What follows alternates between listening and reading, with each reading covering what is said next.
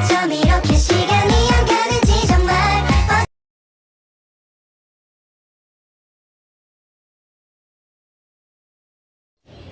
Assalamualaikum warahmatullahi wabarakatuh.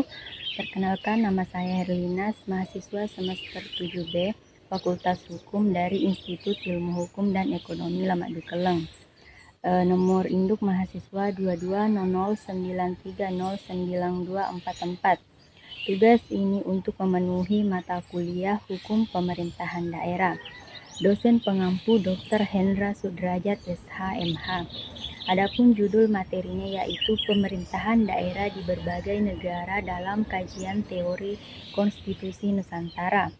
Dalam materi ini saya akan menjelaskan 9 poin. Yang pertama, mengenai kebiasaan atau kebijakan pemerintahan daerah di berbagai negara dapat memberikan wawasan penting dalam kajian teori konstitusi Nusantara di Indonesia. Beberapa kebiasaan atau kebijakan yang relevan melibatkan prinsip-prinsip konstitusi Nusantara mencangkup otonomi daerah. Kebanyakan negara, termasuk Indonesia, menerapkan prinsip otonomi daerah. Yang kedua, pembagian kekuasaan. Konstitusi Nusantara menekankan pada pembagian kekuasaan antara pemerintah pusat dan pemerintah daerah. Yang ketiga, partisipasi masyarakat. Beberapa negara memiliki kebijakan untuk meningkatkan partisipasi masyarakat dalam pengambilan keputusan pemerintahan daerah. Yang keempat, perlindungan hak asasi manusia. Negara-negara yang memperhatikan hak asasi manusia dalam pemerintahan daerahnya mencerminkan perhatian terhadap nilai-nilai dasar konstitusi, termasuk yang dikenal dalam Konstitusi Nusantara. Yang kelima, transparansi dan akuntabilitas. Prinsip transparansi dan akuntabilitas dapat dalam pengelolaan pemerintahan daerah adalah nilai penting yang dalam teori konstitusi Nusantara. Yang keenam, perlindungan minoritas. Pemerintahan daerah yang memberikan perhatian khusus terhadap hak dan kepentingan minoritas mencerminkan prinsip inklusivitas dan keadilan yang juga merupakan nilai dalam teori konstitusi Nusantara. Yang ketujuh, inovasi dan peningkatan kesejahteraan daerah. Banyak negara mengadopsi kebijakan yang mendukung inovasi dan meningkatkan kesejahteraan di tingkat daerah, mencerminkan tujuan Konstitusi Nusantara untuk mencapai kesejahteraan dan keadilan secara merata. Poin yang kedua, hukum yang mengatur pemerintahan daerah di berbagai negara mencerminkan prinsip-prinsip konstitusi Nusantara. Beberapa contoh hukum tersebut melibatkan aspek-aspek seperti otonomi daerah, pembagian kekuasaan, partisipasi masyarakat, dan perlindungan hak asasi manusia. Meskipun setiap negara memiliki konteks hukum yang unik, ada beberapa pola umum yang dapat diidentifikasi. Yang pertama, Undang-Undang Otonomi Daerah. Banyak negara memiliki undang-undang yang mengatur otonomi daerah, memberikan kewenangan kepada pemerintah daerah untuk mengelola urusan lokal. Undang-undang menetapkan kerangka kerja hukum bagi hubungan antara pemerintah pusat dan pemerintah daerah. Yang kedua, konstitusi dan pembagian kekuasaan.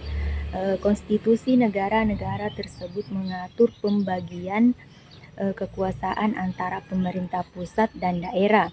Ini mencangkup ketentuan-ketentuan yang menentukan wewenang kewajiban masing-masing tingkatan pemerintahan. Yang ketiga, hukum perlindungan hak asasi manusia.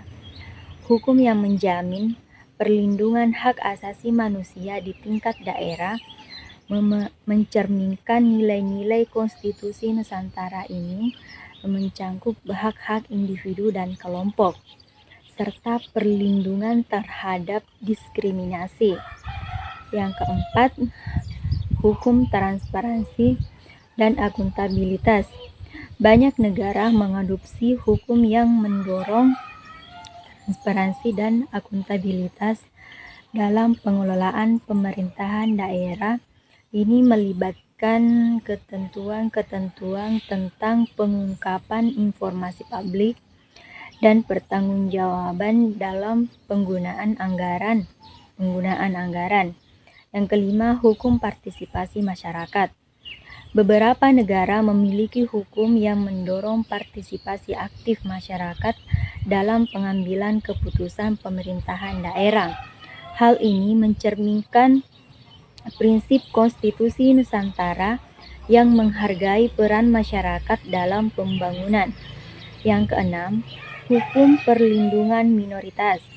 Hukum yang melindungi hak-hak penting minoritas tingkat daerah mencerminkan nilai inklusivitas dan keadilan dalam konstitusi Nusantara. Yang ketujuh, hukum pemerintahan yang baik. Pemerintahan yang baik mencangkup prinsip-prinsip transparansi, akuntabilitas, efisiensi, dan partisipasi. Negara-negara sering mengimplementasikan hukum yang mendukung prinsip-prinsip ini di tingkat daerah. Poin ketiga, peran dan kekuatan pemimpin dalam konteks pemerintahan daerah di berbagai negara dapat bervariasi tergantung pada sistem politik, budaya, struktur pemerintahan masing-masing. Beberapa kekuatan pemimpin dapat diamati dalam kajian teori konstitusi Nusantara mencangkup penentuan kebijakan pembangunan daerah. Pemimpin pemerintahan daerah memiliki kekuatan untuk menentukan kebijakan pembangunan yang sesuai dengan visi dan misi mereka. Ini mencangkup alokasi sumber daya, penentuan prioritas pembangunan, dan pelaksanaan program-program strategis. Negosiasi dengan pemerintah pusat. Dalam sistem federasi atau negara dengan tingkat otonomi yang tinggi, pemimpin daerah memiliki kekuatan untuk bernegosiasi dengan pemerintahan pusat terkait dengan alokasi dana, kewenangan, dan kebijakan-kebijakan yang berpengaruh pada daerah mereka. Pengambilan keputusan strategis. Pemimpin pemerintahan daerah memiliki peran dalam mengambil keputusan strategis terkait dengan pengelolaan sumber daya, pelayanan publik, dan isu-isu penting lainnya yang mempengaruhi kesejahteraan masyarakat daerah. Selanjutnya, kepemimpinan transformasional. Pemimpin yang mempraktikkan kepemimpinan transformasional mampu menginspirasi dan memotivasi masyarakat serta aparatur pemerintahan daerah untuk berkontribusi pada pembangunan dan perubahan positif. Dan juga advokasi dan representasi masyarakat. Pemimpin pemerintahan daerah menjadi advokat dan perwakilan masyarakat di tingkat lokal. Mereka memiliki kekuatan untuk menyuarakan aspirasi masyarakat serta memastikan partisipasi mereka dalam proses pengambilan keputusan. Manajemen krisis dan respon cepat. Pemimpin pemerintahan daerah harus memiliki kekuatan dalam mengelola krisis dan memberikan respon cepat terhadap perubahan lingkungan atau bencana alam yang dapat mempengaruhi daerah mereka. Selanjutnya, pemberdayaan masyarakat. Pemimpin yang efektif dapat memberdayakan masyarakat melalui partisipasi aktif, pembangunan kapasitas, dan program-program pemberdayaan ekonomi. Selanjutnya, kemitraan dan diplomasi lokal. Pemimpin pemerintahan daerah dapat membangun kemitraan dan melakukan diplomasi lokal dengan sektor swasta, organisasi masyarakat, dan instansi lain untuk mendukung pembangunan dan memecahkan masalah lokal.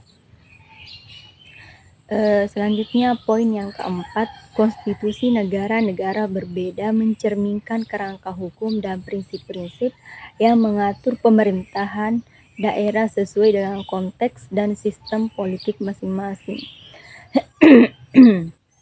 Dalam kajian teori konstitusi Nusantara, perbandingan terhadap konstitusi pemerintahan daerah di berbagai negara dapat memberikan variasi prinsip dan nilai-nilai yang mendasari.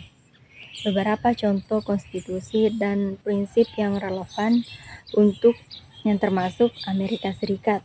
Konsep federalisme konstitusi Amerika Serikat menetapkan sistem federal di mana pemerintahan pusat dan pemerintahan negara berbagai bagian memiliki kewenangan masing-masing prinsip. Yang kedua, Jerman. Desentralisasi konstitusi Jerman mencerminkan prinsip desentralisasi dengan memberikan otonomi daerah yang signifikan kepada negara bagian. Yang ketiga, Prancis. Prinsip administrasi teritorial. Konstitusi Prancis menetapkan prinsip administrasi teritorial dan memberikan kewenangan kepada pemerintah daerah untuk mengelola urusan lokal. Yang keempat, Indonesia. Otonomi daerah. Konstitusi Indonesia terutama setelah amandemen Undang-Undang Dasar tahun 1945 menetapkan prinsip otonomi daerah, memberikan kewenangan pemerintah daerah untuk hak mengatur dan mengurus sendiri urusan pemerintahannya sesuai dengan pakarsa dan aspirasi masyarakat setempat. Yang kelima, ada Afrika Selatan. Prinsip keterlibatan masyarakat. Konstitusi Afrika Selatan menekankan pada keterlibatan masyarakat dalam pengambilan keputusan dan menetapkan prinsip partisipasi aktif dalam pemerintahan daerah. Melalui kajian terhadap konstitusi pemerintahan daerah di berbagai negara dapat diidentifikasi perbedaan dan kesamaan dalam pendekatan konstitusional terhadap otonomi daerah, pembagian kekuasaan, dan partisipasi masyarakat. Analisis ini dapat memberikan kontribusi pada pengembangan teori konstitusi Nusantara dan praktik pemerintahan daerah di Indonesia. Poin yang kelima, pertimbangan kewilayahan dalam pemerintahan daerah di berbagai negara dapat memberikan wawasan tentang bagaimana teori konstitusi Nusantara dapat mengakomodasi dan mencerminkan karakteristik geografis dan keanekaragaman daerah. Beberapa contoh aspek kewilayahan dalam kajian teori konstitusi Nusantara antara lain.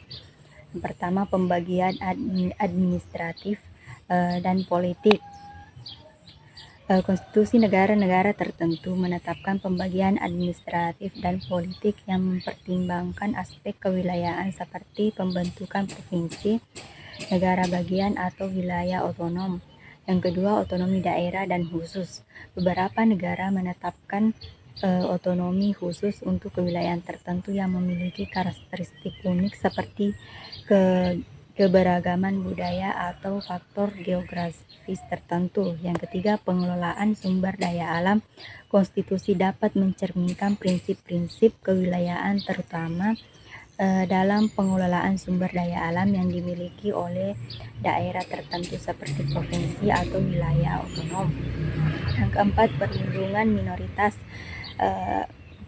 etnis atau agama. Beberapa konstitusi memasukkan ketentuan perlindungan khusus untuk minoritas etnis atau agama di daerah tertentu sesuai respon terhadap aspek kewilayahan. Yang kelima, partisipasi lokal dalam pengambilan keputusan. Prinsip-prinsip konstitusi dapat mempromosikan partisipasi masyarakat lokal dalam pengambilan keputusan yang mempengaruhi wilayah mereka. Mempertimbangkan keanekaragaman dan kebutuhan lokal. Yang keenam, sistem otonomi dan pengambilan kewenangan. Konstitusi dapat menetapkan sistem otonomi yang berbeda untuk wilayah-wilayah tertentu yang mencangkup pembagian kewenangan dan hak pengambilan keputusan. Yang ketujuh, sistem federal atau desentralisasi. Beberapa negara menerapkan sistem federal atau desentralisasi yang memperhitungkan keanekaragaman geografis dan budaya, kemungkinan daerah untuk memiliki kewenangan tertentu. Kedelapan, pengakuan hukum adat dan tradisional. Beberapa konstitusi dapat memberikan pengakuan hukum dan perlindungan terhadap hak-hak masyarakat adat atau tradisional di wilayah tertentu. Poin yang keenam, struktur pemerintahan daerah di berbagai negara tercermin dalam kerangka hukum dan konstitusional mereka. Pertama, pembagian administratif. Konstitusi mengatur pembagian administratif pemerintahan daerah seperti pembentukan provinsi, negara bagian, wilayah otonom atau entitas administratif lainnya. Yang kedua, otoritas eksekutif dan legislatif. Konstitusi menentukan peran dan kewenangan eksekutif dan legislatif di tingkat daerah.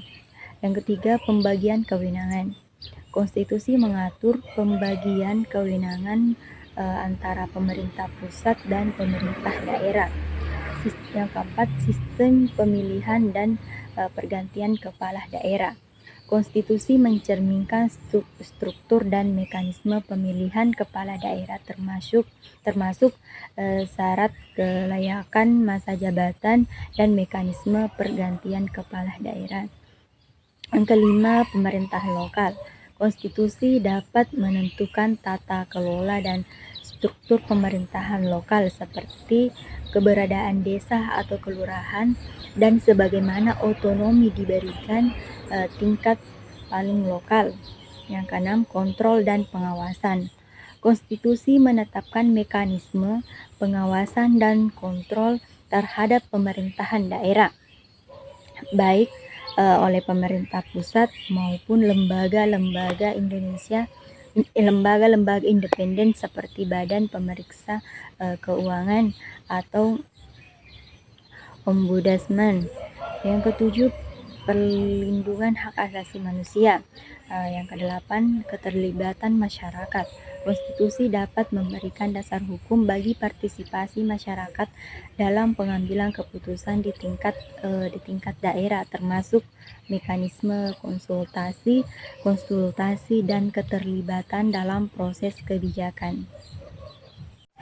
Poin yang ketujuh, legalitas konsensus dalam konteks pemerintahan daerah di berbagai negara mencerminkan keberadaan dan penerapan prinsip-prinsip yang diterima bersama sebagai dasar hukum. Dalam kajian teori konstitusi Nusantara, aspek legalitas konsensus dapat diidentifikasi melalui beberapa elemen. Yang pertama, konstitusi dan perjanjian. Yang kedua, pembentukan otonomi daerah. Yang ketiga, peraturan perundang-undangan. Yang keempat, putusan pengadilan konstitusi. Yang kelima, dokumen resmi dan kesepakatan.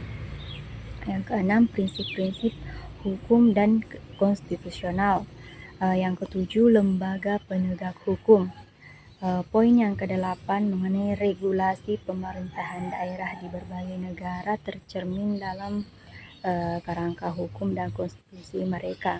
Dalam kajian teori konstitusi Nusantara, perbandingan regulasi pemerintahan daerah di beberapa negara dapat memberikan wawasan tentang berbagai pendekatan dan praktik yang diadopsi untuk mengelola otonomi daerah. Beberapa elemen regulasi pemerintahan daerah dapat diamati mencangkup yang pertama, undang-undang otonomi daerah. Banyak negara memiliki undang-undang otonomi daerah yang memberikan dasar hukum untuk pemberian kewenangan dan tanggung jawab kepada pemerintahan daerah. Yang kedua, konstitusi. Dalam beberapa negara, prinsip-prinsip otonomi daerah diatur dalam konstitusi nasional. Yang ketiga, peraturan pelaksanaan otonomi daerah. Banyak negara mengeluarkan peraturan pelaksana yang lebih rinci untuk mengatur implementasi otonomi daerah.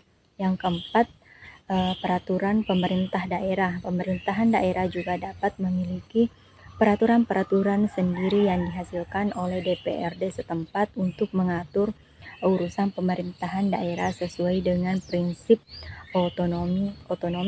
Yang kelima, peraturan pengembangan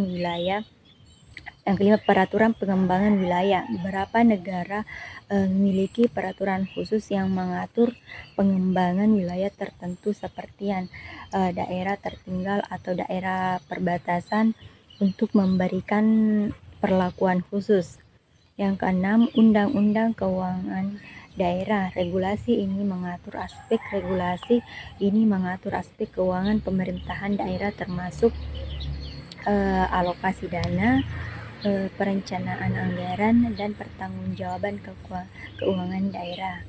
Yang ketujuh, pengaturan pengawasan dan audit. Regulasi ini dapat mencangkup mekanisme pengawasan audit terhadap pemerintahan daerah untuk memastikan kepatuhan terhadap regulasi dan efektivitas pengelolaan sumber daya. Selanjutnya, poin yang ke-8, kebijakan lingkungan dan tata kelola dan tata ruang. Dalam beberapa negara terdapat regulasi yang mengatur aspek lingkungan dan tata ruang di tingkat daerah untuk menjaga keberlanjutan dan keseimbangan lingkungan. Selanjutnya, poin yang keempat, transformasi nilai. Dalam konteks pemerintahan daerah di berbagai negara mencerminkan perubahan dan evolusi dalam pandangan terhadap otonomi daerah, partisipasi masyarakat, dan prinsip-prinsip konstitusi. Beberapa aspek transformasi nilai yang dapat diamati dalam kajian teori konstitusi Nusantara melibatkan pemerintahan daerah antara lain. Yang pertama, nilai keterbukaan dan partisipasi. Transformasi nilai dapat mencangkup peningkatan keterbukaan dan partisipasi masyarakat dalam pengambilan keputusan pemerintahan daerah. Model partisipasi dapat dianggap sebagai nilai yang semakin diperkuat dalam teori konstitusi Nusantara. Yang kedua, nilai desentralisasi dan otonomi. Perubahan dalam nilai-nilai terkait dengan desentralisasi dan otonomi daerah mencerminkan transformasi dalam konsep dan implementasi pemerintahan daerah sesuai dengan prinsip konstitusi. Yang ketiga, nilai inklusivitas dan keadilan. Transformasi nilai dapat tercermin dalam peningkatan fokus pada inklusivitas dan keadilan dapat kebijakan dan praktik pemerintahan daerah. Ini mencangkup perlindungan hak-hak minoritas dan kelompok yang rentan. Yang keempat, nilai inovasi dan pembangunan berkelanjutan. Perubahan nilai dapat mencakup peningkatan fokus pada inovasi dan pembangunan berkelanjutan di tingkat daerah. Yang kelima, nilai transparansi dan akuntabilitas. Transformasi nilai dalam arah transparansi dan akuntabilitas dapat tercermin dalam kebijakan yang lebih ketat terkait dengan pertanggungjawaban pemerintahan daerah terhadap masyarakat dan pemerintah pusat. Yang keenam, nilai perlindungan hak asasi manusia. Nilai-nilai yang semakin menekankan pelindungan hak asasi manusia di tingkat daerah mencerminkan transformasi nilai-nilai yang menekankan perlindungan hak asasi manusia di tingkat daerah mencerminkan transformasi dalam pandangan terhadap prinsip-prinsip konstitusi Nusantara. Yang ketujuh, nilai keseimbangan kewenangan. Transformasi nilai dapat mencangkup penyesuaian dalam pemahaman tentang keseimbangan kewenangan antara pemerintah pusat dan pemerintah daerah. Melalui kajian nilai-nilai yang mengalami transformasi, teori konstitusi Nusantara dapat mengakomodasi perkembangan dalam pandangan dan tuntunan masyarakat terhadap pemerintahan daerah. Studi ini dapat memberikan landasan untuk menyempurnakan regulasi dan implementasi kebijakan yang sesuai dengan nilai-nilai yang berkembang dalam masyarakat dan sistem politik di Indonesia. Sekian pembahasan dari saya. Assalamualaikum warahmatullahi wabarakatuh. Terima kasih.